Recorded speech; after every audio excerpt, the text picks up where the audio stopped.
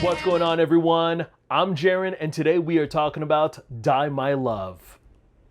In this story, we follow a character named Grace, who's a writer, a young mother who is slowly slipping into madness. Feeling locked away in her Montana home, we see her acting frequently agitated and erratic, leaving her companion Jackson increasingly worried and helpless. Produced by Martin Scorsese, this is a screen adaptation to the book of the same title by Ariana Hartwitz, and is also co-written and directed by Lynn Ramsey, who has also done other evocative drama thrillers such as We Need to Talk About Kevin and You Were Never Really Here. Now, I am neither familiar with the original source material, nor have I had the chance to dive into Ramsey's filmography, so I was going into this not really knowing what to expect, other than the fact that it starred Jennifer Lawrence and Robert Pattinson, and from the looks of the teaser trailer, it looks like they were going to go crazy. After finally getting to see the film for myself, I can honestly say that there is something so beautiful, so pure, and overwhelming that cinephiles will probably walk away appreciating. And then there's the general audience who is probably going to be confused, frustrated, and underwhelmed that they've spent 2 hours watching another art house picture where Jennifer Lawrence is bipolar. Again. Now, I'm not gonna lie, this movie does not hold your hand. It's not going to narrate every thought that's spilling out of our lead's head, justifying her choices.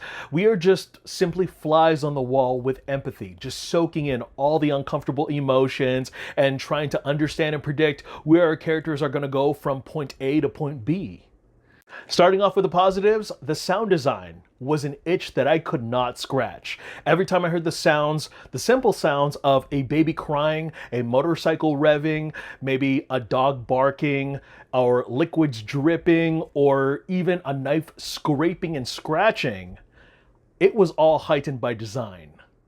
You can definitely feel the agitation and despair from Lawrence, especially when there was no middle ground to feel content in her own home.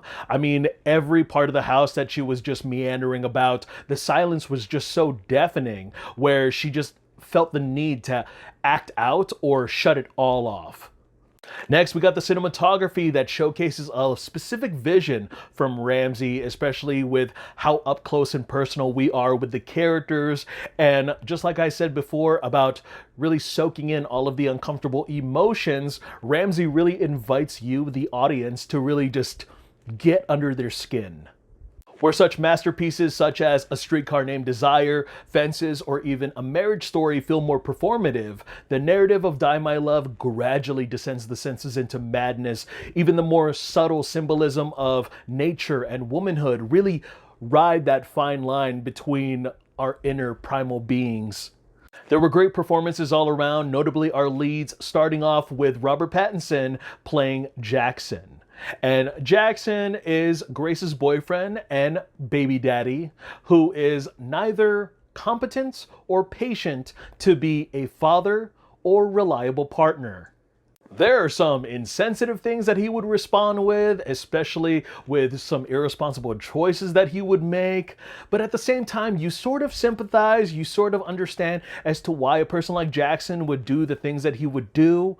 And you know, the charm about Pattinson's performance is that there's some redeeming qualities to Jackson. I mean, he's not a complete asshole where you're just willing to write him off here and there. I mean, you just want him to do better. Jennifer Lawrence plays Grace, and if she is going for a Best Leading Actress nomination for award season, she's got it in the bag. The fabric of her mental health is hanging by a thread, and just like a Ferris wheel, it is going up and down as frequently as it could go. I mean, she could be affectionate and lively in one moment, and in the next, feeling very invalid and manic.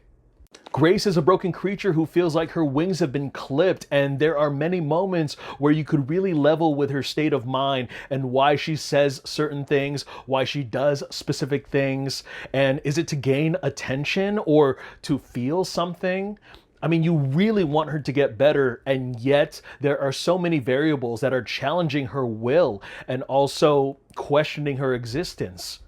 Now, getting into my mixed negative opinions, I understood the characters that Sissy Spacek and Lakeith Stanfield represented, but I don't think that there was enough meat on the bones to justify the ambiguity of their characterizations. I mean, starting off with Sissy Spacek, I mean, you know that she's lost her husband and she's really just going through the motions of life, just struggling, but there is not really a moment where we get to truly unpack what is eating away at her, what is she doing to get better, and where she really fits into the narrative of the story.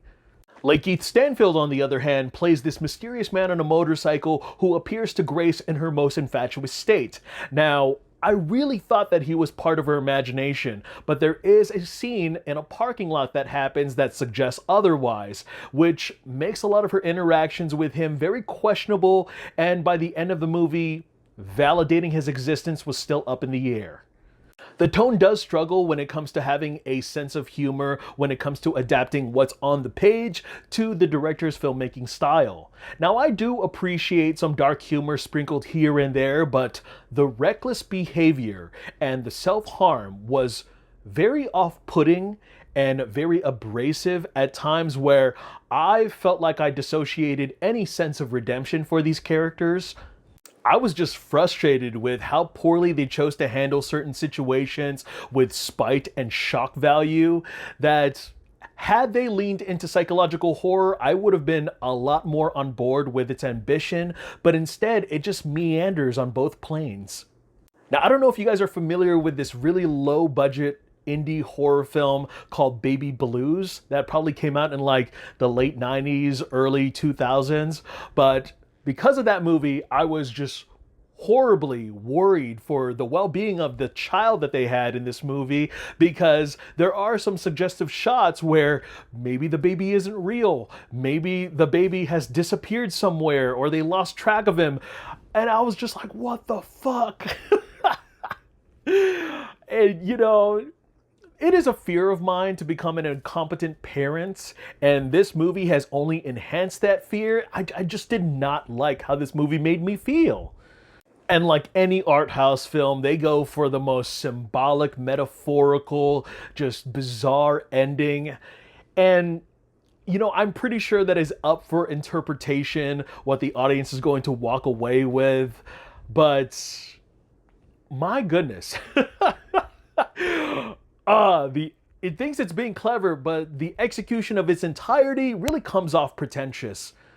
Overall, while this movie is very deserving of its accolades, I can honestly say that this is not my cup of tea. This is not a movie that I would probably recommend to friends. I mean, I have seen other films, other stories that have tackled similar subjects in different ways, in probably similar ways as well, and I think those have done it better. And I didn't like the way that this movie feel. I get it when some people tell me that they don't like feeling the way that they feel when they watch horror movies.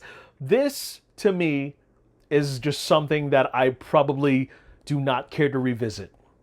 I mean, maybe you're a fan of the book, maybe you're a fan of Lynn Ramsey's, maybe you came to watch Jennifer Lawrence and Robert Pattinson act together because you got the main stars of The Hunger Games and Twilight acting together, and I would love to see them act again in another project. But in the end, I appreciated this film.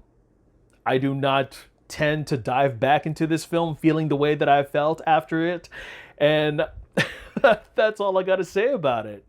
Well, alright guys, if you are checking it out, it is out in theaters this weekend. Look forward to more reviews. I am Jaren Ugbanawa. Gonna want to thank you guys again for taking some time out of your day to hear me talk some movies. I'll see you guys at the theater. In the meanwhile, take care.